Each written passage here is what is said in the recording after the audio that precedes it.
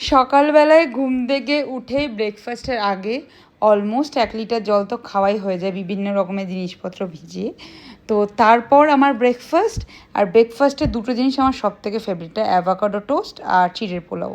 তো আজকে তো এটা খাচ্ছি।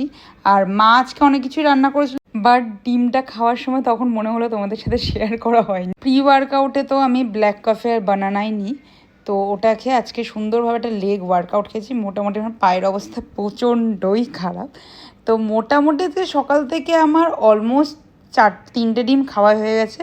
তো এটা 2টো এগ হোয়াইটই খেয়েছিলাম। আর আজকে বম্মারা আর মা সবাই চলে যাচ্ছে শিলিগুড়ি। তো আমি, কাকিমণি আর কাকু সি অফ করতে এসেছিলাম।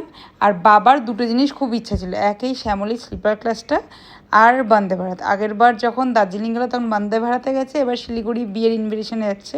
তো তাড়াহুড়ো করে এটারই টিকিট পেয়েছে। বাস স্ট্যান্ডের ওখানে সুভাষ ময়দানে ঝুলন মেলা হচ্ছে জন্মাষ্টমীর আগেই, এই প্রথমবারই দেখলাম। তো ওখানে একটু গেছিলাম। তার সাথে আমার ডিনারটা ডাল সিদ্ধ খেতে খেতে যতক্ষণ না ডাল সিদ্ধটা ঠান্ডা হচ্ছিল, আমার কালুয়াকে একটু আদর করে নিলাম সুন্দরভাবে। কারণ ওর সাথে আমার একদিন পর দেখা হয়েছে, আর একদিন দেখা হয়ে যাওয়ার পর আমার যা অবস্থা ও করেছেন, ফাইনালি একটু ঠান্ডা হয়েছে। তো যাই হোক, মিনি ব্লগটা এখানে এন্ড করলাম। টাটা।